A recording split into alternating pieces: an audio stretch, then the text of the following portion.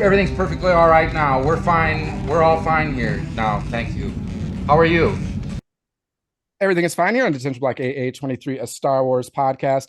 I'm Mike, joined by Dustin, and we have a new prisoner on today, Luke.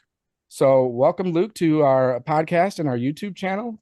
We'll get to introductions to him here momentarily, but first to go through the business elements, hit that subscribe button, like this video if you're watching it, comment, subscribe, follow, all the above. We greatly appreciate any little thing that you can do.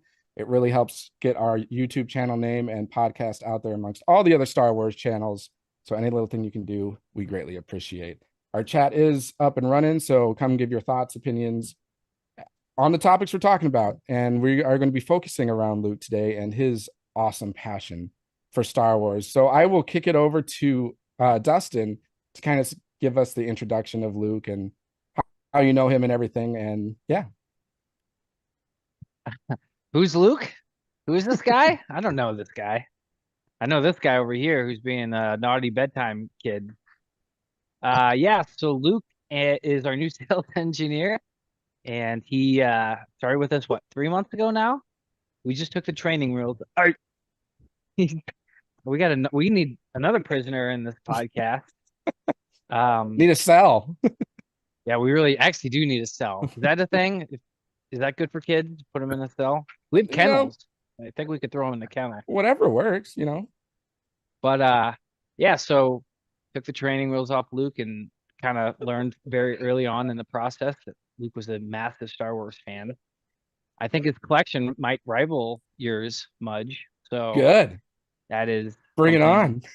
something that was exciting just to even talk Challenge about accepted. that. I feel like I'm in Step Brothers, who's like, we can be like, hello. No. So I apologize. I got, tell you what, I blame daylight savings or whatever they call it.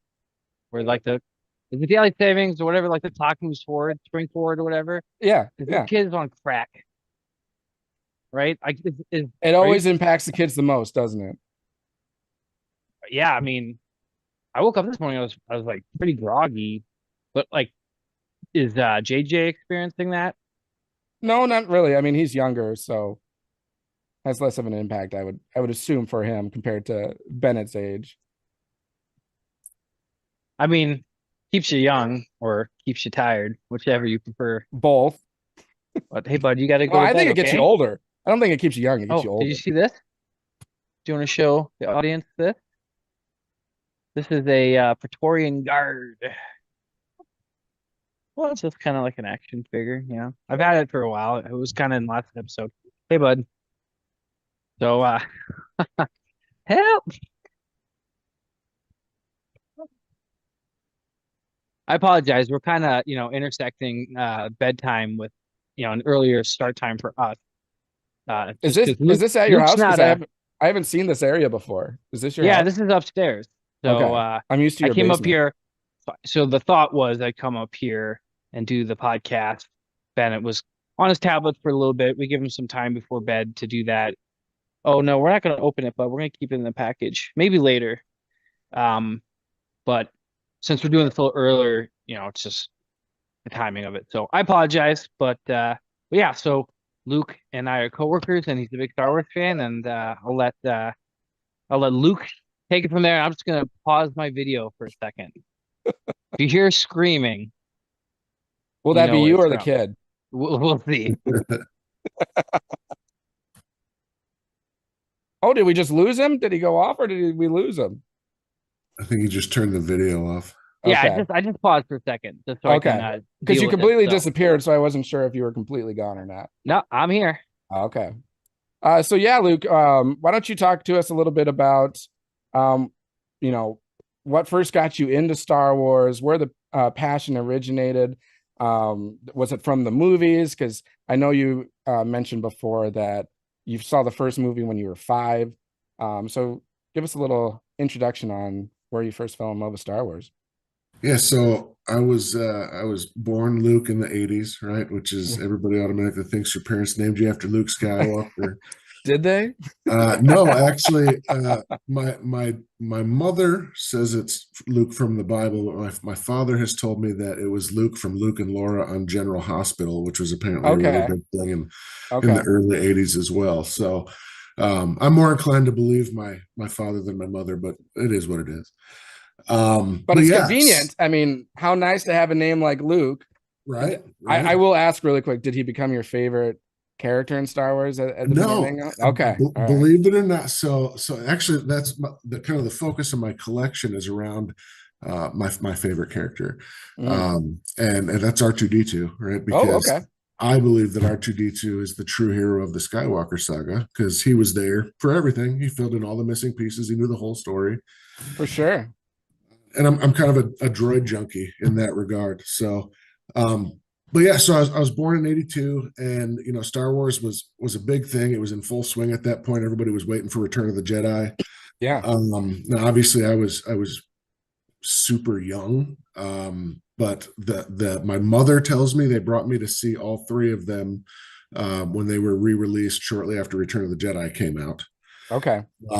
I don't remember that obviously because I was a little tiny little baby, but in 19, I want to say it had to have been 87 or 88. It was when they did the first 10 years, right? They had that big celebration. They re-released all the movies in the theaters and all that stuff. And my mom brought me to see them, and I fell in love with Empire Strikes Back. Um, I think that was the first movie that I can remember even today. Probably the first movie I saw where the bad guys won. Right, it was kind of a new idea for me at that young age. Yeah. And I'll admit, Luke Skywalker, well, I was a big fan, right? I mean, he was the hero that I grew up with, a perfect age, I think, to fall into it. But I was just talking to my mother-in-law about this the other day. She worked at a hardware store in South Dakota during the whole Star Wars thing. She says every one of those action figures passed through my hands. Oh, really? Yeah, and I was like, you know what? A whole bunch of them passed through my hands too, but I was a kid and I beat the shit out of them, and they fell apart, right? Because that's what kids did. And I look back on that and I'm like, how many? I mean, I just saw not that long ago a Darth Vader with the yellow lightsaber sold for like $9,000. Yeah. Ungraded single action figure, right? So you think about that. It kind Does of it puts make her things. sick to think how much money probably went through her hands by like Well, I don't handling? know about sick because it would have made me sick if I had, but she's a better person than I am. So, but yeah, so I played with the toys. I had seen the movies. We had them on VHS, so I saw them, as often as I could. But the big one for me was in '91, and the expanded universe. Timothy Zahn Yeah. wrote the Heir to the Empire trilogy, and my mother bought me Heir to the Empire because it said Star Wars on it. And she's like, "Well, he likes to read. I'll buy him the book." And very few books that I've read over the years grabbed me as instantly as Heir to the Empire did.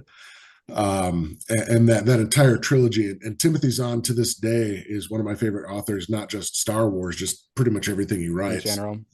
But I fell down that expanded universe rabbit hole, right? And having been there at the beginning, I'm kind of jealous of the people who can buy them now because you could go all the way back to Heir to the Empire and start it and not have to wait for anything. But I spent so much time waiting for the next book.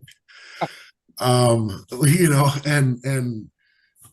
that's kind of where Dustin and I, one of our first conversations, we actually spoke a whole hell of a lot more about Star Wars than we did about business leading up to our business relationship. But one of my biggest gripes about Star Wars in general is the fact that when like Disney bought Star Wars, the first thing they did was pitch the expanded universe. 30 years of stories that everybody loved. Hey, and they said they didn't have any content to work with going forward. It's like, Well, and that's the thing, right? So they cherry picked what they thought were the fan favorites and tried to insert them into their narrative. And it's worked for some people, but it hasn't worked for others. And I mean, we're getting off topic here. That's what we do.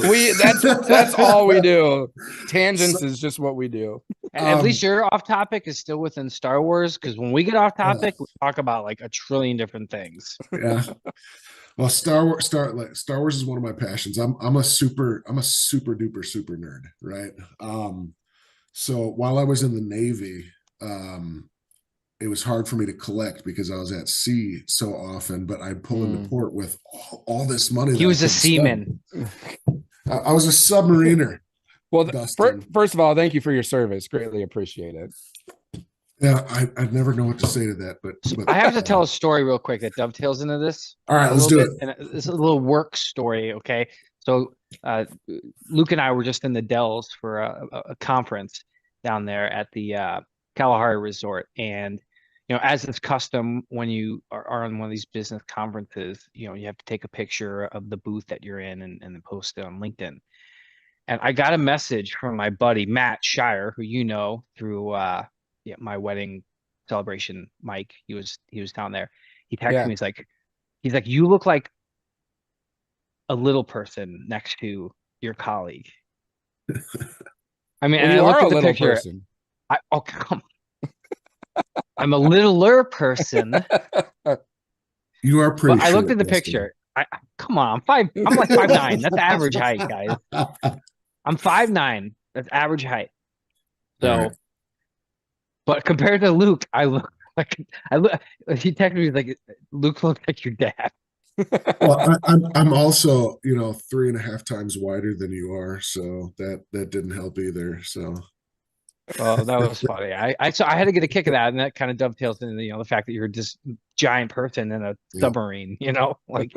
Well, I wasn't this big I wasn't fat when I was in the Navy, bro. Come on, cut me some slack here. I'm gonna have to show you some pictures tomorrow. I meant maybe taller. Okay. But yeah, so I had started a collection obviously when I was a kid, right? Got a job at the age of 14 and started spending every penny I earned on Star Wars.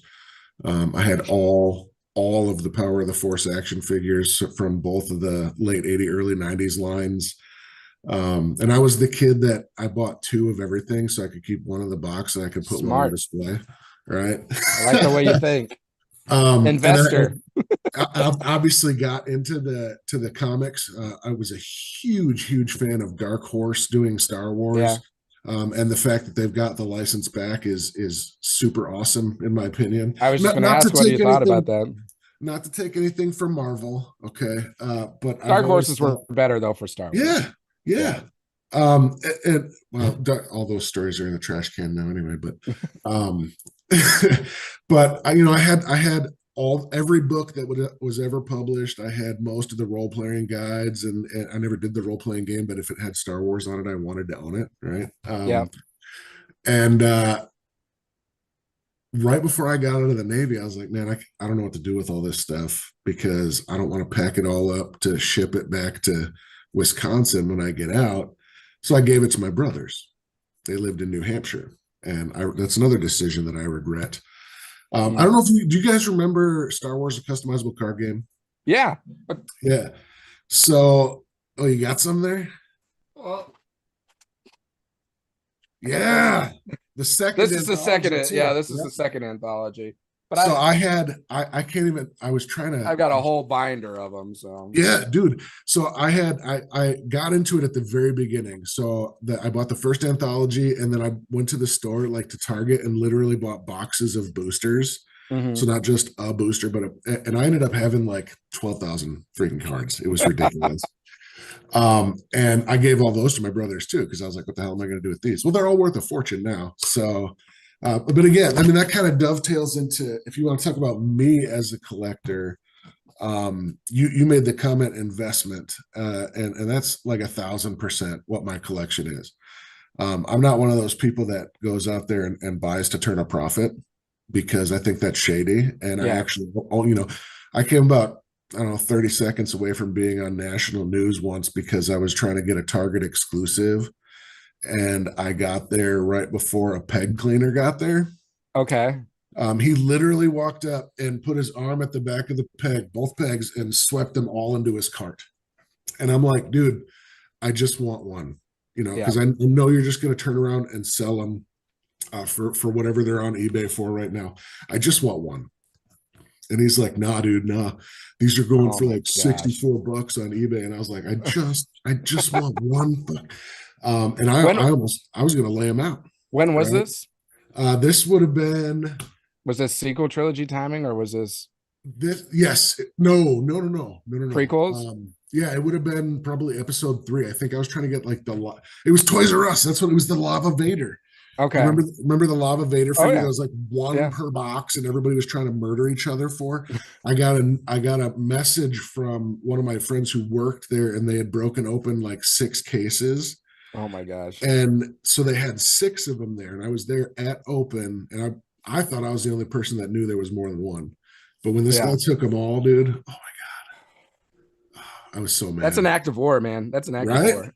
Well, and then as he's walking away, he's like, I don't even like Star Wars. I'm just trying to make come on. Such a dick. I was like, you know what? It would have hurt a lot less just to say I've never seen Star Wars. I like Star Wars. Yeah. But that was one of the days where I realized that for me, collecting and Star Wars was a passion, more than just a hobby, right? Yeah. So I'm a member of several buy-sell groups. I actually run one on eBay, not eBay, on Facebook. And I am a firm believer in no scalping. Now, people get into the whole, what's the definition of scalping? And I understand that collectibles increase in value and things like that. But the way that I've always done it, the collector's mindset, and I know most people don't agree with me on this, is if I have something that you want really badly, right? And I don't want it really badly, I'll sell it to you. I want to make a little bit, right? But perfect example, I collect Hot Toys, right? I'm sure Dustin showed you some of the photos of my collection. Yep. If I was at home, we could take a video tour, but I'm in a hotel right now. But because of me. Yeah, it's all right, man. It's all right. But Hot Toys came out with a Boba Fett animated armor edition, right? So from the Droids cartoon series where he made his premiere, they had a Boba Fett figure that had that color scheme and that fancy weird weapon that he had, and I bought it because I was like, hey, that's pretty cool. Brings back my childhood. And I got it home and I was like, you know what? I don't like this thing at all. So I put it back in the box, and I noticed that they were selling for twice retail already on eBay. So I got on one of my 6th scale sites and I was like, hey, is anybody looking for the animated Boba Fett? I've got one. I'll sell it to you for whatever. It was like $15 over retail. Yeah. And they were like, everybody thought I was scamming, right? And I'm like, no, dude, I'm not trying to make a profit here.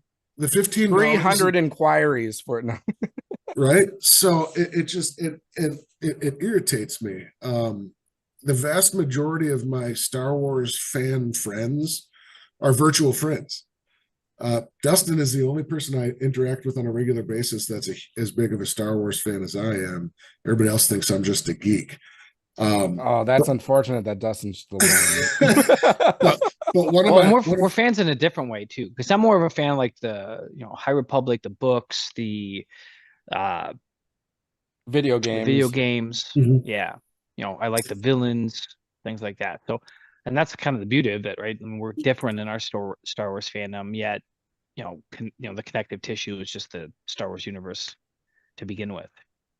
I'll have, I'm assuming, an equal hatred of The Last Jedi, right? So that's shared amongst all of us. What frustrates me is it could have been the whole so podcast, I believe, too, like, because there's 3 others that we've had routinely on the podcast, and we all share the same sentiments on that.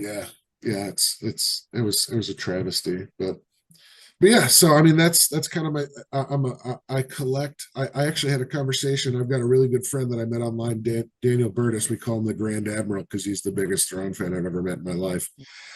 And No. he was texting me today. He's like, "Hey, somebody's got a 000 on the 6 scale group, and they only want $230 for it." And I'm like, "Look, dude, I gotta stop. I'm out of room. I can't do it anymore." And he's like, "What do you mean you're out of room?" I said, "Bro, I've been out of room for two years. Like, Yeah. I've got so much stuff." And my wife says it's not allowed to leave the man cave, right? Because she's not as big of a Star Wars fan as I am. So at this point, I've got all 4 walls covered almost inch by inch with artwork. I've got shelves in my library, and like I go in there, and that's what when he asked me if I wanted to be when Dustin asked me if I wanted to be on the podcast, I was like, I hope you guys don't want like a video tour because my room is a disaster right now. Oh, he didn't mention that is part. No, I'm just kidding. Because I was We working want it out. to tour the hotel. Yeah. I have 27 Trooper 6th scale figures. My wife calls them man Barbies or Marbies for short. Marbies. Yeah. And I was sitting in my room the other day, and I think I said something to Dustin maybe. I was like, I got to stop buying Troopers, and the only way I'm going to stop buying Troopers is if I get rid of all my Troopers. So I was like, a bunch of Star Wars fans. You know anybody who wants to buy all my Troopers? But the collection is a combined focus of droids and Troopers. So I try to get them all, but I obviously don't have them all. That would be absolutely insane. I dig your watch, man. Is that an Apple Watch face? Yeah, Apple Watch face. I'll just do it upside down. Yeah, that's pretty cool, man. I like that. That's it. I have pretty much every Star Wars watch ever made by Fossil or Citizen. Although I'm getting rid of most of my Citizen watches. I'm a watch junkie too. So that's why my wife gives me so much crap. She's like, if you only had one collection, I'd probably be okay. But you have a shoe collection and a Star Wars collection and a watch collection and a pen collection and a submarine collection, So you're just a collector in general, then. Oh yeah, right? I like stuff. And I was actually thinking the other day, I wonder if my neighbors think I'm a hoarder because the number of packages we get. But I keep the fact of the matter is, she lets all that other stuff leak anywhere in the house that I want it to. It's the Star Wars stuff that has to stay trapped in the man cave. So there's submarine stuff all over the house. What does she got against Star Wars? Let's go. I think it makes her angry because the collection started. So she's my second wife. And my original Star Wars collection, which in my opinion was even more impressive than what I've got right now, actually funded my first divorce. So my master replicas collection, the helmets, blasters, lightsaber hilts, all that stuff, I had to sell that stuff to pay the lawyers. And like at that point, I seriously told myself, I'm never doing this again. I can't do it. And then here you are. Well, so what it was. Hey, Mudge, real quick. Are we still live recording? Yeah. Even when I drop off, because it's through YouTube, so the channel still goes if I drop. So well, don't go back and watch. Don't go back and watch. Yeah. But yeah, it I don't remember exactly what it was that restarted it, but I think I had some hope that Disney would do the right thing, so at 2014, they threw the EU away, which like immediately turned me off, but I was like, I think I can be okay with this. I can make myself okay with it. Were you nervous though too? Like, I mean, like when I first heard about it, I'm like, okay, well, Disney owning it will at least continue the franchise because obviously it's a cash crop and they're going to do what they can to make as much money as possible. But then at the same time, I'm like, but Disney, I have a feeling the content's not going to be as great. Yeah, as long as they don't burn it down on the way through, you know what I mean? And that's the problem. We get one really epic piece of content for every 3 garbage pieces of content. Right. So, Right.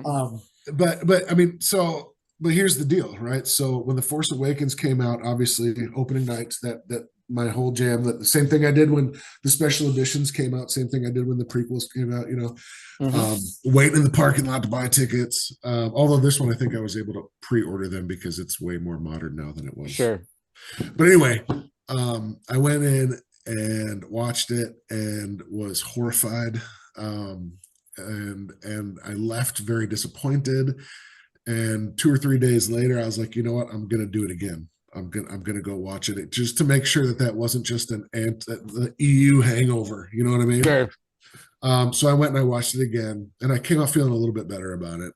And I went and I watched it a third time. I watched The Force Awakens 6 times in the theater, so I can't complain about Disney making money. I will tell you that by the time I finished the last in-theater viewing, I had accepted the film. Yeah. It's not terrible. It's not fantastic. It's not The Empire Strikes Back, right? Right. But I think there was still potential coming out of it, though. Like, where are we going? And then especially after Rogue One, too, because I loved Rogue One. I'm like, okay, we're building momentum here. Rogue One was my first, like, I think they can do this moment. So, because they so seamlessly brought it together. You know what I mean?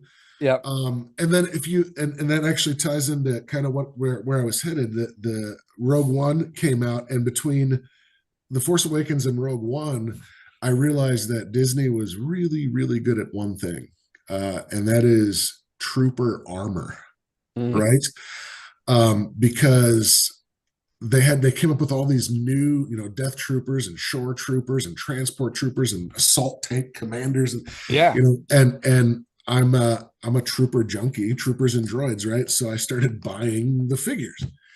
And then Disney kept creating more and more and more. And then they brought the Stormtrooper variants into reality with the Mandalorian series. So now I've got a squad leader and an incinerator trooper and a heavy artillery, And I sat down one day and I was like, if I don't get rid of them all, it's never gonna be done. I'm never gonna be done. Right. Droids was a lot easier because they don't come out with completely new droids all the time. Right. So I can keep up with the droid thing. I cannot keep up with the trooper thing. To feed off of that a little bit and to play devil's advocate, do you think Disney is good at stormtrooper armor, or do you think they're good at understanding where the money comes? I feel like if they probably had their researchers go back and be like, okay, of the toys and the collectibles from like OT and everything, and from the prequels, what was bringing in all that money? And you have to believe like Stormtroopers OT and then like Clone Troopers from prequels. It's like, all right, so let's concentrate on these Stormtrooper armor and everything. Because I think that's also why they have to have those stupid fucking cute little creatures in every movie that really have no point but just to sell. Well, you know why animals. You know why the Porgs were there though, right? Yeah, so they could. Well, it wasn't it the pigeons or whatever that were there, or the puffins? The puffins, the puffin. They had, and they just turned them into something Star Warsy. So that was being resourceful. But you got to admit, at least me, until I found out about the puffins, I thought it was a gratuitous money grab. Yeah. Well, the crystal coyotes or crystal wolves were definitely money grab. Maybe they migrated the puffins there, and they were like, "This will give us a perfect." This will give us the perfect cover for our insidious plan. I heard this, and I don't know if it's necessarily true, but it wouldn't surprise me. Like when I was talking about the crystal dogs or crystal wolves or whatever, one of the things that they were talking about was like, how can they expand the audience with the sequel trilogy? How can they bring in more of a female following as well? And they were like, all right, what are things that women like? Diamonds and puppies. So let's just combine them together. That could be a total rumor, but I wouldn't surprise me. That sounds very Disney, bro. Right? Super Disney. Right. But yeah, I don't know. They're, like I said, Mandalorian was great. Yeah. First 2 seasons. Book of Boba Fett. it was Mandalorian season 2.5 is what They it lost was. me at Vespas. Oh, dude, that was so terrible. The low speed Vespa chase. Yeah. Oh The my slow God. pace chase, yeah. Yeah, do you remember the meme is from Seinfeld where they're in the carts and Yeah. the old people are chasing them? That was what was used a lot during that. It was so gratuitously bad. It was terrible. Well, I mean, look at Grogu as a whole, right?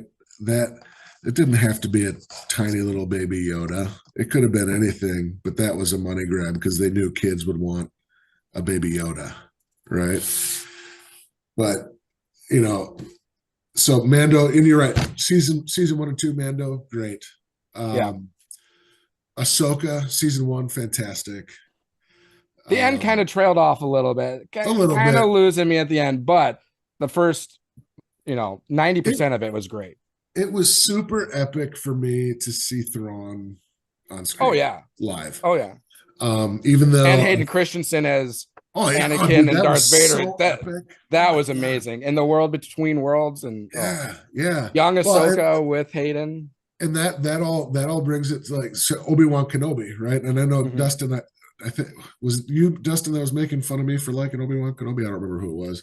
Yeah, it was me. Because my favorite part of all of Star Wars is them hiding Leia in a trench coat, like it was some like Three Stooges theme.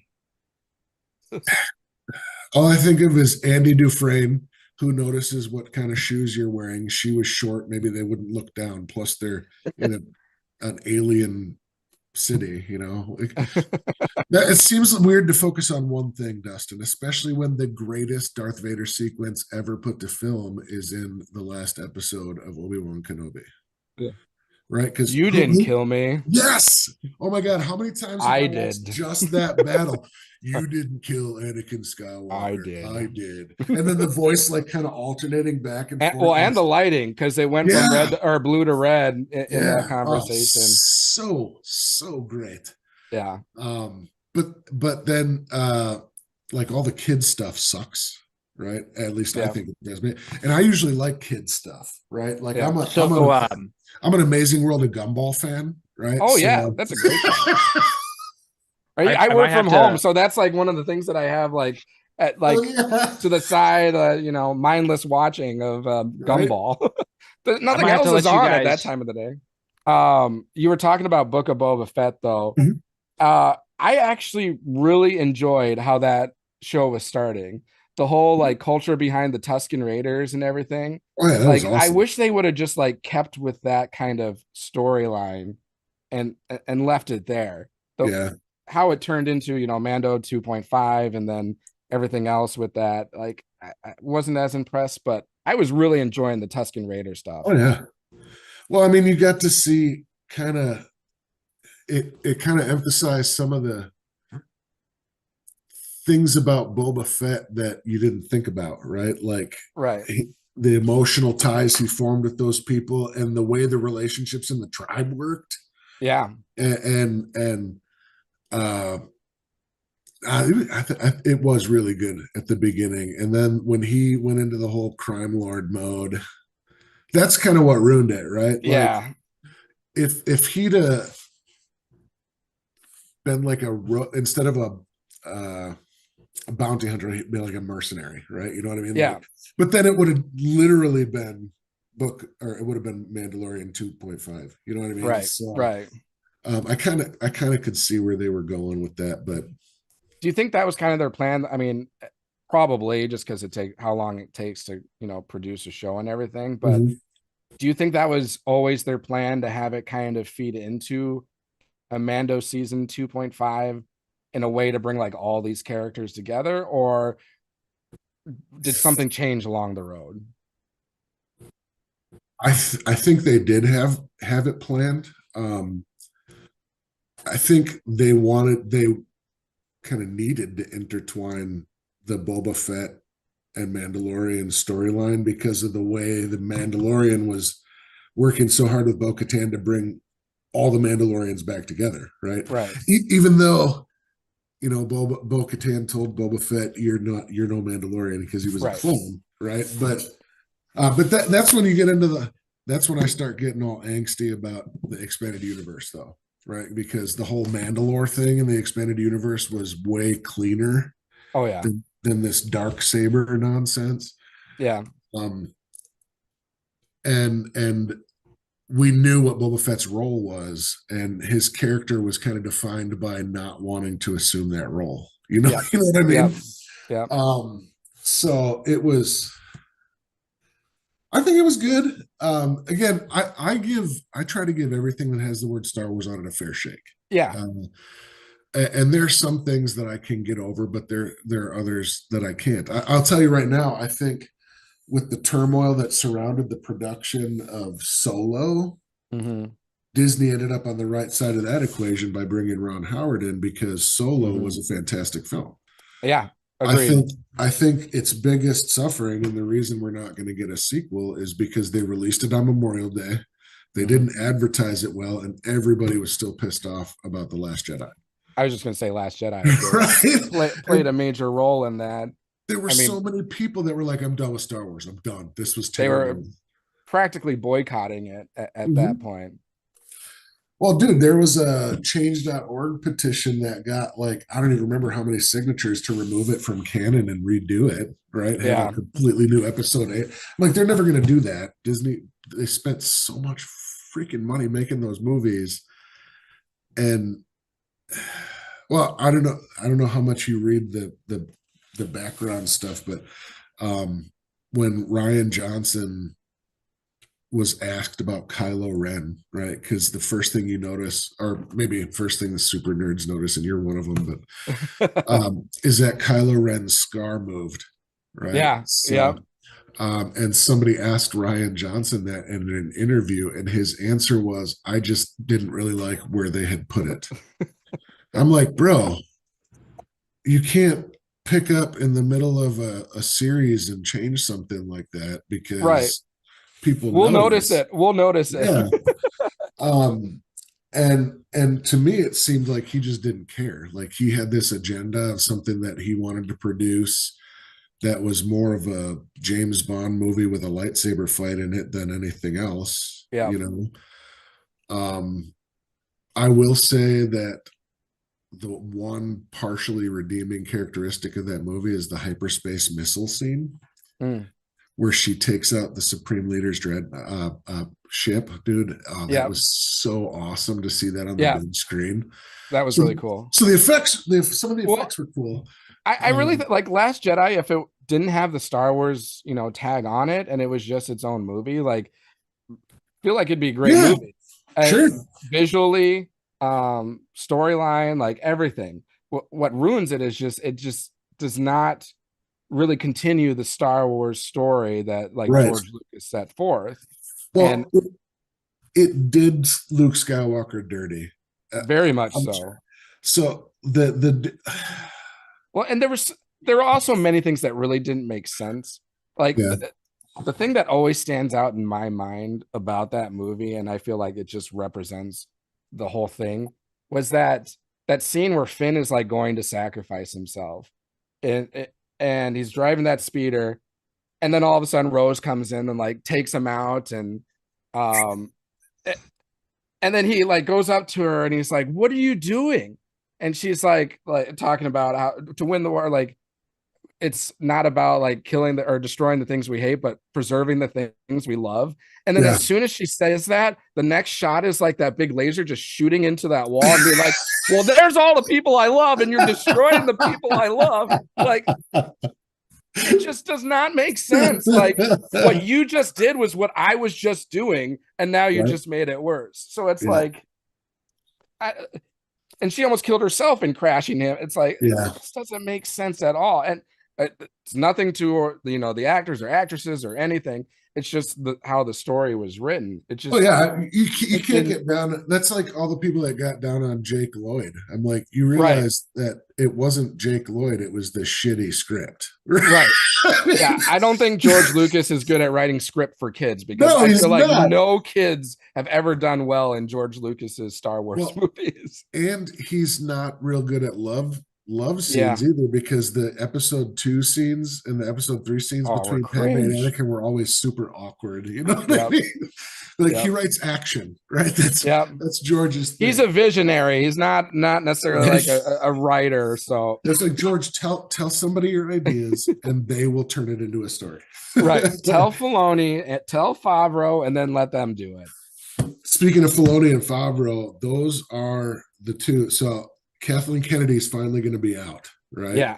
Well, she'll probably be around for a while, like consulting, and she wants to finish her films. But she won't be in charge. Right. I'm assuming you saw the back and forth between her, or Puck's release of her like quitting or whatever, and then her interview with Deadline saying, "I'm not retiring," which is funny because like Puck never said that she was retiring, and just that she was stepping down. But so I'm happy to hear that. I have to believe that by the end of 2025, she probably will be stepping down and someone else coming in. So you're saying that Favreau and Filoni would be what you would want? Dave up top. Dave Filoni up top. Oh, yeah. Give him Lucasfilm, because he is, and not to take anything away from Jon Favreau, great guy, great director, great producer. He made fantastic content, but Dave Filoni is the fan's fan, and right? A fan's fan needs to be in charge of Lucasfilm. Kathleen Kennedy was not. I don't even think Kathleen Kennedy liked Star Wars, to be honest with you. I think she was an Indiana Jones fan. Seriously, I think she put all of her efforts into making sure they could get 2 more Indiana Jones movies out of Harrison Ford. It could be, and good for them. But she's diluted Star Wars to a dangerous point. All in what they say is an effort to bring in a new generation of fans, right? But guess what? A movie made in 1977 is still bringing in new fans. So I think that shows you that the formula is what it needs to be, that you probably shouldn't tamper with it. Yeah, for sure. Because there's no reason to turn Star Wars into a social justice platform either. You know what I mean? Right. Well, and that's and I feel like it's not just Star Wars, it's just movies in general. No, it's everything. Really moved away from like the storytelling aspect. And they've put kind of, they have a message that they want to put first, and then the story to kind of fit the message. Yeah. And it should totally be the other way around. It should be the storytelling first and let, any kind of message or purpose develop organically. Yep. And it's just, I don't know if it's people just aren't as creative these days. I think I just lost you. Am I out here by myself now?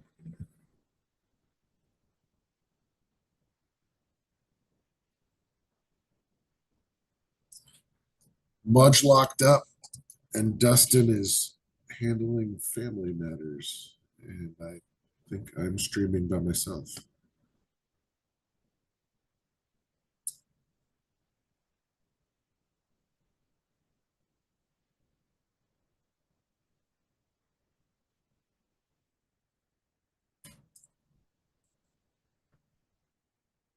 I'm back. There you go. Sorry. My guess right now is because my wife is probably watching her shows and using even more of the bandwidth, and my bandwidth has been terrible today all day. Yeah. But no, what I was just saying before is that I feel like it's just all movies in general where, the creative writing has kind of disappeared. I don't know if it's because everyone's putting the agenda or the messaging first, or if creativity and original thought has just gone on the decline as well, but maybe a mix of both. I don't know. I just really want to get back to the old time storytelling, because all older movies now are way better than anything now. Everything now is just either a remake or a sequel or a continuation. Yep. Nothing original. So and the biggest problem is, and I think you're right. I think it's a combination of both lack of creativity and trying to get a message across. But I think both of those kind of tie together to create like a fear of, well, what if I do this and it doesn't work? We have this formula that worked. Let's just make another version of that formula, right? A sequel or a remake. Like Disney with all these live action remakes. Nobody needs a live action Lion King, No, right? Nobody right. needed a live action 101 Dalmatians. We want new stories. And I think that's another problem with Star Wars is the sequel trilogy wasn't new stories. Right. You know, it was the same story. Yeah. With different imagery. Especially The Force Awakens. Yeah. And I think people gave that one a pass because they were like, okay, maybe this is the intention. They want us to believe it's going a certain way, and then it's going to go a completely different direction.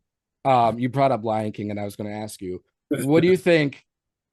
Which movie is watched more today, the cartoon or the live action? The cartoon, 100%. Exactly. So it's like, what's the intention of doing these when the originals are still the ones that are garnering all the interest and viewership? Because I have to believe, money, something else for them to watch and other merchandise. And, I don't know. So you're a big expanded universe fan. You're a big Thrawn fan and Timothy Zahn books. Have you read the other two trilogies that he's written since the original one? And I was actually super excited when they let Tim bring Thrawn back into canon, right? And then because then they did that. Getting to see the Chiss side of things is super cool for me, right? Because we knew so little, even in the expanded universe, we knew so little of the Chiss. And pretty much everything that we learned about them was through the Fell family. So we didn't know what was tainted by them, or so getting to see how the CEDF work, the Chiss Expansionary Defense Force, the ranking structure, and the Chiss families, super cool. Yeah. And I think both of those trilogies are tributes to how big of a nerd Timothy Zahn is, right? Because you could not possibly have achieved what he did in those three trilogies, if I include the original, actually technically four, because if you include the Heir to the Empire and then the Hand of Thrawn series, and then the two new trilogies, he had to have had all of that fleshed out almost the whole time. You know what I mean? So he had this, he had this. It's kind of like George Lucas had the whole vision of everything. And when you give somebody like that the ability to put it on paper, it's one of the greatest gifts you can give to the world, right? Yeah. And do you think he could do you think he could write for movies or film? A little bit of a difference. So I think it would be dumbing it down too much for him. Yeah, really that's true. There is much more of a sophistication for. Yeah, I think he might work as like a screenplay consultant, maybe. You know what I mean? Consultant. But I think he's more of a big picture guy. So I think he could be one of those, like, give me an idea for a movie. Yeah. Then they would be like, oh, we got to turn this into like 5 movies by the time they get the idea. you know what I mean? And that's good. Like, that's something Disney would want, because that would garner interest for multiple different films. Or it's the same thing with Kevin J. Anderson, right? Because Tim Zahn and Kevin J. Anderson were the two earliest. And I think Kevin is great. He's written a lot of really good stuff. And I think that his books would have made the Jedi Academy trilogy would have made a fantastic trilogy as well. Right? That was my biggest gripe. Them pitching the EU is like, dude, I literally just spent the last 33 years reading every book and comic that was released. And it was 33 years worth of life, So I wanted to see the Yuzong Bong on. That's so many people did. So many people did.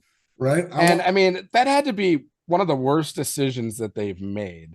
And like I mentioned earlier, they doubled down and it was like, oh, we don't have content to base these stories off of. It's like, you have endless amount of content if you just would give up your pride and being like, we just want to stick to the stories we want to tell. Well, if you really want to make money, if you really want to grow the Star Wars franchise and tag, like, bring the people what they want. It's like, how much of like a softball do you have with all that content from the EU, and then be where you are today based off of decisions. So they literally had some of those. There are a lot of trilogies, right, in the Star Wars universe. So some of those trilogies were a guaranteed 3 best-selling, box office topping movies, right? Yeah. And because they even could have gotten the originals involved in the Yuuzhan Vong War. Yeah, right? yeah. Because they are 30 years older than they were in Return of the Jedi, which is how old they were during the Yuuzhan Vong War. There's so much stuff. And that's, I think the biggest gripe is the cherry picking, right? So now they threw it all away, and now they're just like, oh, we'll bring this guy back, and we'll bring this guy back. And then we'll just bring this random thing in like cortosis, or you know what I mean? They're just gonna throw that in there. And I guess I don't really know what their plan is, and I don't know that they know what their plan. I was just gonna say, I don't think they really thought this through, and I think that was representative of the sequel trilogy having multiple different, directors and wanting the stories going to different direction for each movie. Yeah. So I think the biggest problem they have right now is they've fanned the flames of this toxic fan thing, right? Yeah. So anybody who says anything, if you don't like it, you're toxic fan. Yeah. And it's like, dude, it's okay to like something to not like something because it sucks. Yeah. It doesn't have to be because it had characters that didn't conform to your beliefs and things like that. You can make up whatever you want. And I'm sure there were some people that were like, oh, this is horrible because it had whatever in it. There definitely is toxic, or there are toxic fans out there, but it's just a smaller minority of the frustrated fans. If your story is hot garbage, it doesn't matter, and none of the other details matter, right? So that's sorry, I have a cough. That's like what Dustin and I were talking about, because Dustin, and you even mentioned it this evening, you like the High Republic, right? And when they announced the High Republic, I got super psyched, right? Because I was like, hell yeah. Because in my opinion, when somebody says the High Republic, I think like 4,000 years ago, right? And they're like, no, this is like 400 years ago. And we're like, that wasn't the High Republic. Like, not in my brain, it wasn't. You know what I mean? I still like what they've done with it. No, see, then that's what I was going to say. So at first I was like, and then I read the first 3 books, and I was like, you know what, this is actually a really good story. There's some stuff in there that I don't like, but that's pretty much with everything Disney has released has something I don't like, right? And that's why I worry if I say too much that I'm going to be that toxic fan. No, well, not that. I can't think of a single movie or TV show I've ever watched where there wasn't something that I didn't like. You know what I mean? Yeah. So does that make me toxic of everything? Well, no. Even the OT movies. I mean, there's many things that we nitpick about, like why are you flying snow speeders straight into the AT-ATs where the Gens are facing forward? Why are you bringing your fleet right in front of the primary weapon of the Death Star? Like, there's things we will nitpick about it because we're passionate fans. But the OT movies, their stories are great. And that's what makes it a great movie or a great trilogy. Yep. And that's, my favorite idiosyncrasy in Star Wars is, and it's right there in episode 4, right? First movie you ever see, nobody's as accurate as this except Imperial Stormtroopers. And then they never hit anything in any movie ever again, right? So Obi-Wan's talking about how accurate they are in that surgical strike against the Jawas, and then we never see them shoot anyone ever again. So it's just, but you're right, the stories, and getting back into my expanded universe gripe here, the stories were there and they didn't use them, and that is the biggest travesty I think that was ever done to any franchise. I'll get over it eventually, like when I die. But I cut out for a second, but I can guess what you just said. That they didn't bring Han, Luke, and Leia together in one scene. Is that where you were going? No. Oh, I was saying that you failed, Mark. Damn it! I thought for sure I had that. All the stuff they threw away, I think, Oh, is one of the the biggest biggest rip. travesties. That and the fact that Hayden Christensen got into Return of the Jedi. That's a bad one too. Yeah. So, How do you feel about Luke, Leia, and Han never being together in one scene in all I the don't know if sequel they trilogy? I don't know if they were ever all together on the same set, right? I mean, because Harrison Ford only came back under the rule essentially was I'll come back if you kill me, right? That's Yep. the rumor. Yep. For the life of me, I can't figure out why he. Well, he hates... wanted to be killed off in the OT, but they weren't. Yeah, but that's what I'm trying to figure out. Like, for the life of me, why does he hate Star Wars so much? Right? Yeah. It's what made him who he is. Some people say Indiana Jones, but do you think he'd have gotten into Indiana Jones without Star Wars? No, Probably right? not. I would say Harrison Ford is America's grumpiest man.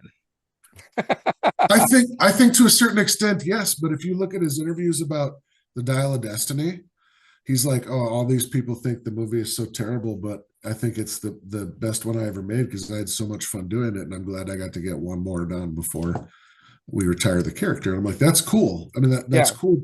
When you go out and you start talking about how much you hate Star Wars, that pisses me off. I mean, it doesn't piss me off. It irritates me because I'm like, you hear all the time like, oh, well, they were going to cast such and such for this role, and you can't fathom anybody else playing that role. That's how you feel about Han Solo and Harrison Ford, right? Star Wars isn't James Bond, where every 4 movies you can change the actor and everybody's just like whatever, right? But I don't know that all 3 of them were ever on set together because Luke and Leia had a scene together, and Han and Leia had a couple scenes together, but then Luke died, right? God. Yeah. Well, and technically Luke and Leia weren't together. Oh, that's true. That's true. I mean, but it was a forced whatever from the real world side of it. You know, that we knew that they were on set together for that. But yeah, it would have been cool. It really would have. But I think literally once Harrison Ford's character got killed off, he was like, "Fuck it, I'm done. I'm out." Yeah. So, well, I feel like I can almost guarantee that somewhere in either the Mandalorian and Grogu or one of the movies that they're going to come out with, they're going to have like a scene where it's Luke, Leia, and Han. I mean, it's probably going to be like deep fake or something like that, but just a way to like, you know, Disney's grabbing at low-hanging fruit and everything. Right. It's going to be a way that they're going to make it. I mean, look at Luke when he appeared at the end of season 2 of Mandalorian. Like, how big of an impact was that? That was so awesome. They're going to do something like that and maybe bring in, you know, the original 3, but just like deep fake or something like that. Yeah, I remember watching that episode, and I was with Did my you wife. Cry? Did you? My cry? wife. I did not. My son did. Did he?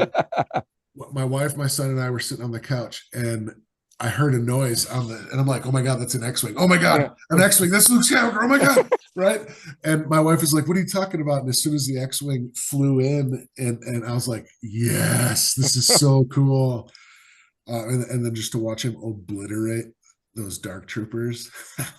That's the Luke Skywalker we know and love. Like, how did you go from that? Well, I guess the Last Jedi came out first, right? So yeah, but they went from that to that. But that's the Filoni Favreau touch right there, right? Because if Dave Filoni had been the creative director at the time that Last Jedi was made, because I think it was like he got put in the creative director position like right after Rise of Skywalker, right? I think. I don't remember. But Luke Skywalker is not a hider. He's not a run and hider, right? And I think that was the biggest mistake Disney did with The Last Jedi is, oh, Luke made a mistake and he ran away and hid and like made it so that nobody could find it. Like, I mean, you talk about the like starting off the movie on like just the worst footing ever is when he like literally first scene he throws the lightsaber away. Yeah. like the most uncharacteristic thing for him to do. Well, I mean, think about everything he went through from A New Hope till where he was, restarted the Jedi Academy, redeemed and killed his father, right? Trained his sister. Well, he didn't really kill his father, did he? His father kind of killed himself by saving Luke.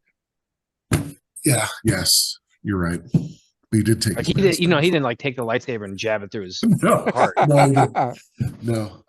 But I mean, he fought his father, and his father He confronted him, which is what Yoda said he had to do. Yep. I guess he technically killed his father by being a moron and challenging, the Emperor, Yeah, but he had to do it. He had to, right? It's all part of the story. Good has to defeat evil. It has to, right? That's what makes The Empire Strikes Back so appealing. Or it could be like Spaceballs. Good is dumb. Evil will always win. Right.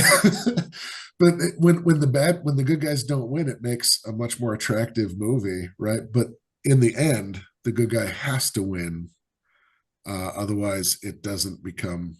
It's not as rewarding of a movie to watch, right? And everybody wants to show their kids movies where the good guys win because.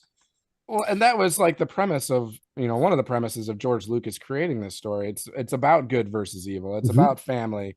And that's where like things have gotten a little bit gray as of recent. Like you think of like the Acolyte and everything, where the bad guys aren't necessarily bad. They're like good and everything. Yeah. And that's where everything starts to get a little muddy and starts moving away from Star Wars. Yep. And it's even said, they're looking to move away from George Lucas. And it's like, how do you do that? Especially when they were making the deal and they said, we promise we will honor your characters. We will honor the legacy. And then they don't abide by that. Yeah. Yeah. I don't know, man. There's so much bad and so much good that's now. I'm happy that the franchise is still alive, right? Oh yeah. So I'm always going to be a Star Wars fan, no matter everything they make could be garbage from this point forward. I'll still watch it. I got 43 years worth of stuff in my brain, and I got my library and my comic books and my video games, I will, even if I don't watch any of the new stuff, which I seriously doubt will ever happen, I'll always give it a shot. At least give it a shot. Star Wars will always be part of my life, right? And that's I geek out because both of my boys are Star Wars fans as well, and my wife thought I was poisoning their minds. I'm like, I did not force it on them, right? They saw my collection and they asked questions, and then when they wanted toys, they started asking for Star Wars toys. I didn't force anything on them, right? And I think, generally speaking, Star Wars attracts anybody who has even a slight nerd bent. Loves Star Wars, right? I still run into people that are like, "Oh, I haven't even seen it before." Dustin and I have a coworker that we were talking to on Monday who's never seen it. Oh, I love talking to those people and trying to get them to watch, right? And then get their reactions. Yeah, but that's kind of what I was alluding to earlier. They talk about, because even George did it with the prequel trilogy, Jar Jar, right? He said Jar Jar was a comedic element that was added to bring new generation of kids in. Yep. And they tried it, what they did with the Porgs, they did it with Grogu, they did it with all the stuff in the sequel trilogy. But the fact of the matter is, you could show somebody A New Hope from 1977, and they're going to be a fan whether they're 8 years old or 80 years old, right? Yeah. So they didn't need to change anything. They just thought they could fix the least broken franchise in the history of the world, right? I mean, you can talk Star Trek all you want, but Star Wars is, I think, the biggest, strongest franchise ever created by man, right? Everybody, even if you've never seen anything Star Wars, if you hear the Star Wars music, everybody knows where it's from. Well, and I think what's a big kicker for Star Wars is many times big franchises even start off as books, and then they've just been, adapted to the big screen. But Star Wars had no books. Movies were the original content source, and everything has developed from those original three movies. And I think that's awesome. And I think Star Wars has always been and will always be an element of escape for people, for fans, to get away from the real world and get away from life and just go on a ride in a sense.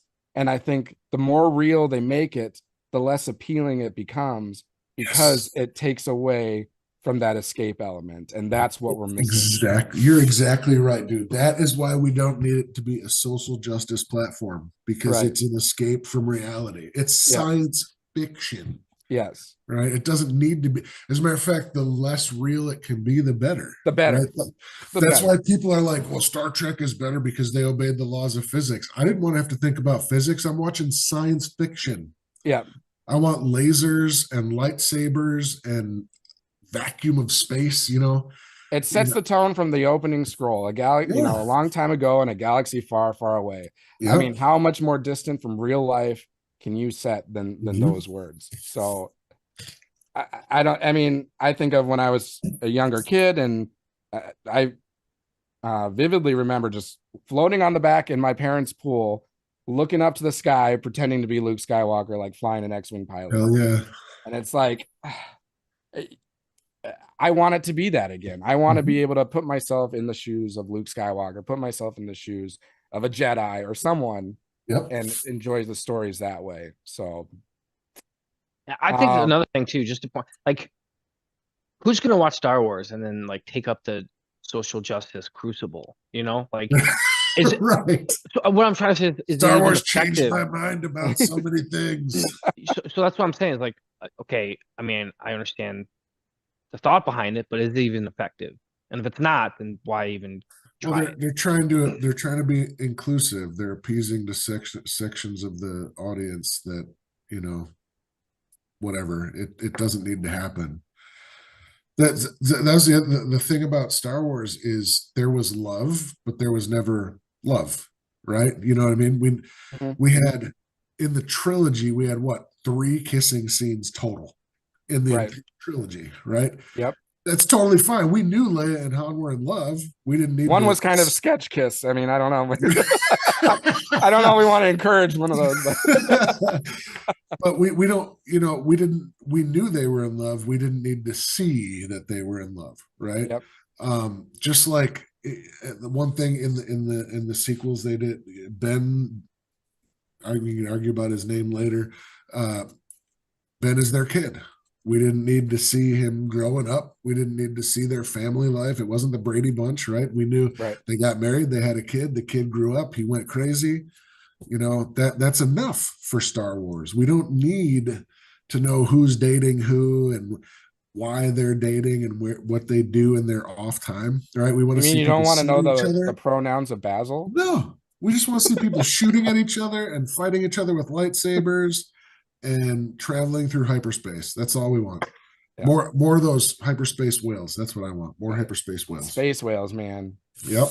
Those are freaking awesome. Purgle. And they make for a great transport too, I guess. That's pretty awesome. Yeah. My son was hoping, my son was hoping they'd make a big plush of it that had an open mouth with a little plush starship in it. Not a bad idea. Right there. That'd make money. Yep. Absolutely. But I mean, you talk about money, Dustin. Everything that says Star Wars on it makes money, whether it's garbage or not. That's what Disney's banking on. Like, there are literally people out there that are still buying Star Wars Kleenex boxes. Like I'm a collector, but I don't have to have everything. Right? I don't need that collection of Chiquita Banana Star Wars stickers from 2015. Why not? Why not? because you're toxic. You're hating it. Stop. I'm out of room, bro. I don't have room for banana stickers. So what is next? Is there next for like collecting, or is there like a focus that you want to? Yeah. So I recently, and I say recently, Dustin laughed at me about this. I went to Disney World for May the 4th this year. It was actually my oldest son's. You mean last year? That was last year, yeah. May the 4th, it was my son's Make-A-Wish trip, which the circumstances sucked that we got there, but he's good to go now. And Disney on a Make-A-Wish is like the greatest experience in the world, because you get literal front of the line everything privileges, and they That's awesome. treated him like a king for 4 days. I fell in love with Legacy lightsaber hilts, right? Okay. So I bought one at Disney World on May 5th. One, the dark saber. Okay. That's the best. Then I got home and I set it up in my man cave, and I thought, boy, this lightsaber looks lonely. I'll buy another one. All right. So remember, this is May 4th, 2024. I bought my first lightsaber that week. It is now March, 12th, 2025, and I own 27 lightsabers. So I'm so proud. That's music to my ears. I sent Dustin a picture of my collection because I was trying to remember what I had. I had them all laid out on my couch down in the man cave. I was like, holy shit, I have 27 lightsabers, and I bought them all in less than a year. And there's still more that I want. So it's Hey, speaking of Disney, I heard this on a podcast today that there's like people in wheelchairs that will hire their services out for you to get at the front of the line. Like they'll charge like $130 an hour, but it's still way cheaper than buying the fast pass. So right after I was down there, Disney changed their handicap rules, because it was, when we were down there, like literally anybody could rent a scooter or a wheelchair, and you got not always directly to the front of the line, but much closer to the front of the line. And people were renting scooters just for that. So there were people coming that needed them that couldn't get them because they were rented out to people who didn't need them and were using them to cheat the line. So now you have to prove like medical necessity or something to rent one. And depending on what the medical necessity is, and I don't know what the legality of this is, but depending on what the medical necessity is, determines whether you get to the front of the line handicap access, or whether you have to park your wheelchair or scooter and wait in the regular line with people. So I don't know how they're going to manage that, because like asking people about their medical conditions, I think, is illegal. Yeah. But it is what it is. It's Disney. It's not my responsibility. It's theirs. Do you have a favorite item of your collection, or of most valued, whether valuable or invaluable, and then most valued of value? So I will say my most valued item, not the most valuable. The most valued item I own is a Star Wars Annual #1 blank variant that has a custom drawn Sith trooper on it. Okay. By he was not a Marvel artist. He was a tops artist, a Star Wars tops artist. Drew it for me. I became good friends with him on Facebook. So that's probably my personal favorite, emotionally valuable to me, item. My most valuable price wise, so I think I'll preface this by saying I kind of alluded to it earlier. I don't buy things for resale value. I buy them because I love them. So I don't have a lot of like super high value items. But I have a piece of artwork by Steve Thomas. Steve Thomas is he's done a lot of stuff for Acme Archives, but he does a lot of vintage style travel posters and things like that. And he got kind of enlisted by Lucasfilm to do some Star Wars items. So he did one for like the Kessel Run and the Hoth Wampa Trail and some cool things like that. Visit Yavin 4 Forest Moon, and it was during a period of time where I was kind of experimenting with social media and famous people.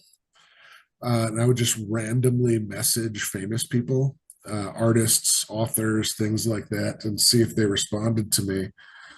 And I messaged Steve Thomas, and I said, "Hey, Steve, I love your artwork. I've got several pieces, but I'm also a member of a group on Facebook called Astromechs Anonymous, and it's a huge group, and they love droids, right? And I'm an R2D2 fan. And I told him my whole deal. I said, what would be really cool is if you made one of your advertising style posters for like Astromechs. And like 3 days later, I get a response back, "Hey, Luke, it's a really great idea. I'll think about it. Steve." And I was like, "Is this really Steve Thomas?" He's like, "Yeah." And I'm like, "Holy shit." But anyway, like 6 months later, I'm cruising the Acme Archives website. And I do this quite frequently to the irritation of my wife. I still sell avidly for Star Wars stuff. But so I'm scrolling through the Acme Archives site and I see a link for a new Steve Thomas artwork. And I click the link and I'm like, that motherfucker. It was an R series advertisement poster. And I was like, son of a bitch. You're like, I get royalties off this, right? So I ordered it, right? I bought it. It was $89.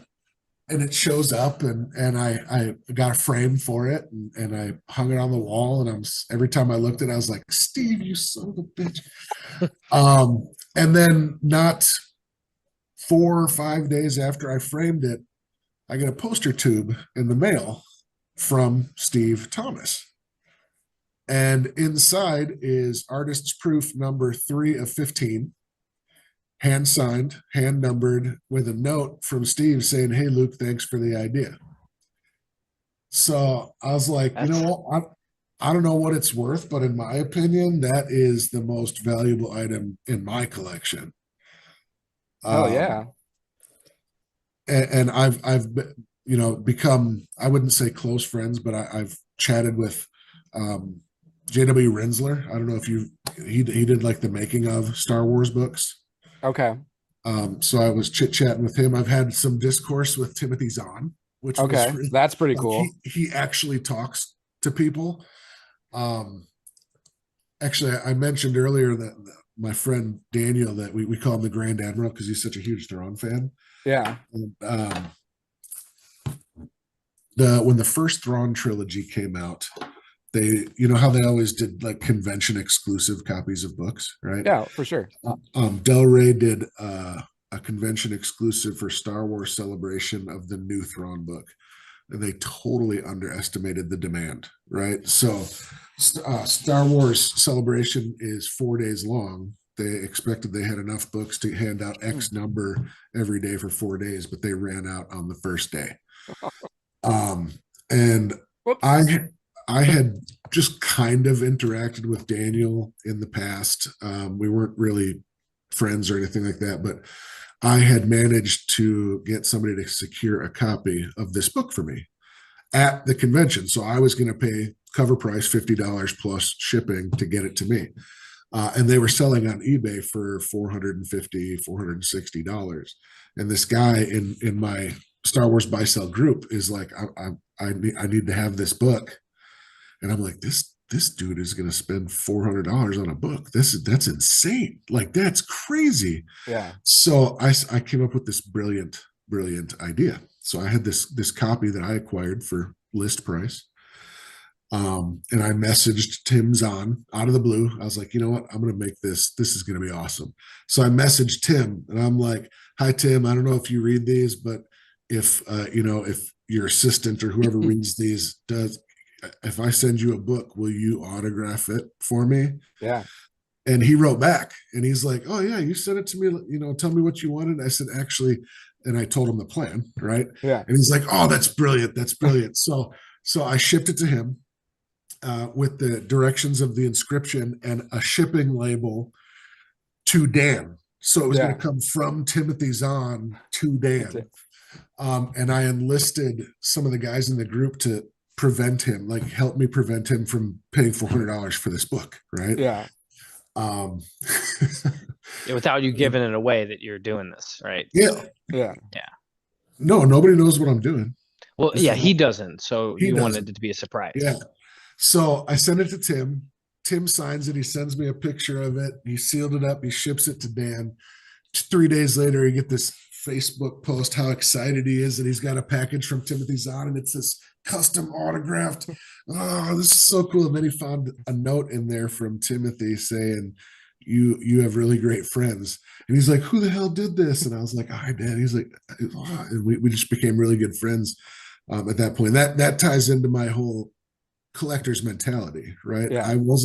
He wanted that book really bad. I didn't need it. I just had it, right? Right. That's my biggest weakness. If it's exclusive, I gotta have it. Yeah. so like the High Republic books that I have the first edition hardcover regular versions, but then there are 2 bookstores in the UK that every time they release a High Republic book, they release a limited edition from there. So I have 3 copies of every single High Republic book ever released because I have actually some of them I have 4 because I don't know if you've heard of these, but we got Goldsboro Books does exclusives, Okay. painted edges and things like that. Inkstone is another one that does exclusives, and then there's a place called Out of Print, and Out of Print does really fancy ones. Yeah. Like leather bound kind of books. Yeah. Smells of mahogany. Right. The Thrawn trilogies were released by Out of Print in these, sleeved leather bound editions. Awesome. They were $150. And you guys, I'm totally going to go back on what I said earlier. You guys are going to think I'm terrible for saying this, but I bought that trilogy, the first Thrawn trilogy. I bought all 3 of them for $150 each, and they were sitting on my shelf. And I was like, you know what? They don't fit with the rest of my collection, so I sold them for $500 each. Wow. Nothing against that. That's awesome. but here, I'm talking about collector's mentality and not scalping and everything. But I was like, I sold the books for $350 more than I paid for them each. So, but that's the only time I've ever done that, and I felt really dirty afterwards. So, I mean, you've earned your moments to have that, right? I mean, you've done a lot for fans if you're selling at retail price or just a little over. Well, why should we hurt each other, right? Right. I mean, right. And that's, I mean, that everyone always talks about the toxicity of like Star Wars fans, but I think at the same time the community is really great, and they all want the benefit of Star Wars, meaning like they want it to grow, they want it to be impactful to people. So yeah, I mean, you're a tribute to that with all those things, especially that story with Timothy Zahn and his book. Like that's awesome. I love that story. And there's some really cool stories. Yeah. Yeah, Dan and I have become really good friends because of that. So we talk all the time now. So it was fun for me to do, and it spawned a friendship that I really appreciate. So, and you're on a Tim name basis with Timothy, huh? It's not Timothy, or does he always go by Tim? Is that I don't know, but I started calling him Tim in the chat, and he never corrected me. So some call me cooler. Tim. Love that movie.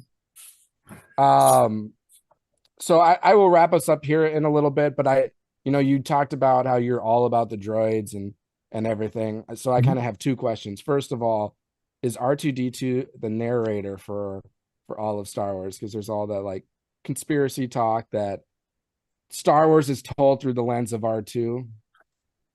I think he's the snarky asshole, and the reason he's bleeped out is because everything he says is rude and sarcastic. And so kind of like Chopper. Chopper does the same thing. Yeah. But I gotta go with I'm gonna go all the way back to George Lucas's Journal of the Wills, even though we don't wholly know what the wills are. That it'd be cool if it was through the lens of R2, but I'd say no. Well, we were gonna find out more about the wills if he did his sequel trilogy, and didn't he give them those stories too? Yeah, he gave them a treatment, and they ditched it with the EU. Threw it out. Darth Maul was supposed to play a big role, and then what's the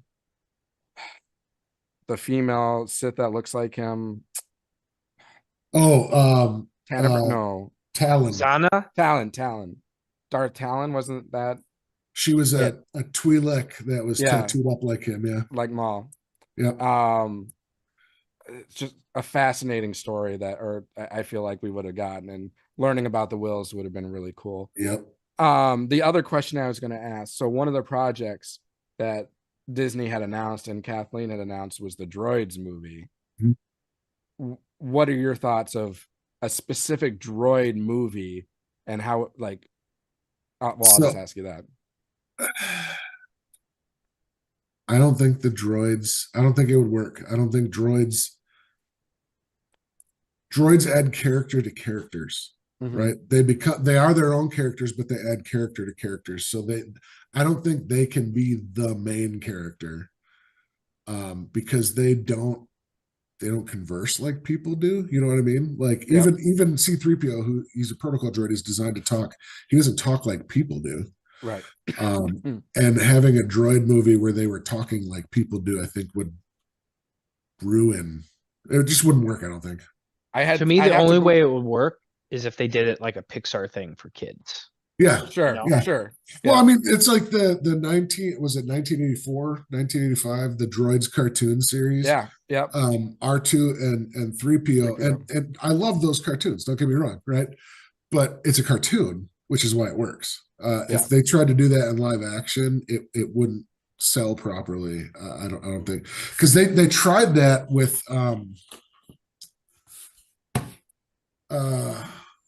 wasn't there was maybe I'm misremembering. It was a Clone Wars episode where 3PO and R2 get stranded on a planet with little people, Yeah. tiny little aliens, right? If I'm recall, yeah. That's about as close as I would get to something that was just droids. Well, and they had that arc too. It was like 3 episodes where that little alien creature Yeah, was with like 5 different droids and they were lost somewhere and they had to get back or something like that. So that's when they found Gregor though, and everybody loves yeah, Gregor. yeah, they found Gregor. But yeah, I agree. I mean, you can't really. I mean, I say you can't. I'm sure there's a way, but it's just hard to envision a story that would revolve around droids. To me, it was just probably purely merchandise grab, merchandise opportunity that they saw, and then we're like, maybe this story actually wouldn't work. And it works for them because if you look at like B2 and Chopper, like they've made droids that people like. Oh yeah, But I don't think many times the droids are the fan favorites of the movies or shows. Like K2SO and Rogue Yep. One was probably one of the best characters in there. Yep. And they did do a comic series, one of the more recent series called Dark Droids. That might have been a pilot for what they were trying to do there, was like mercenary droids. Sure. I don't know. I mean, it would have to be like a group of, because you had like Forlom in The Empire Strikes Back, right? He was a people robot. Yep. Yeah. I guess it could work, but I don't know. It'd be tough. Well, thank you for coming on. It's been great, learning about your passion, learning about your collection. Definitely a passionate, dedicated fan, and I'm sure Disney appreciates your your contributions towards it. They same with me here.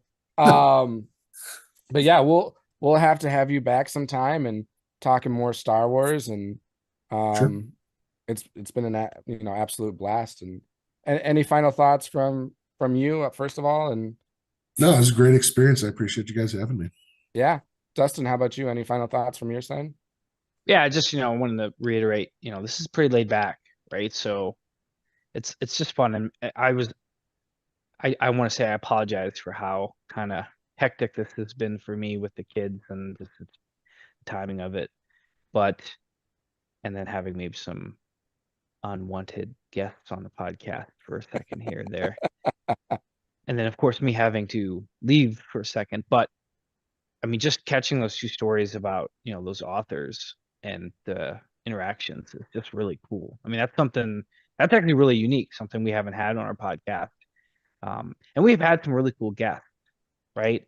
Or prisoners. Yeah.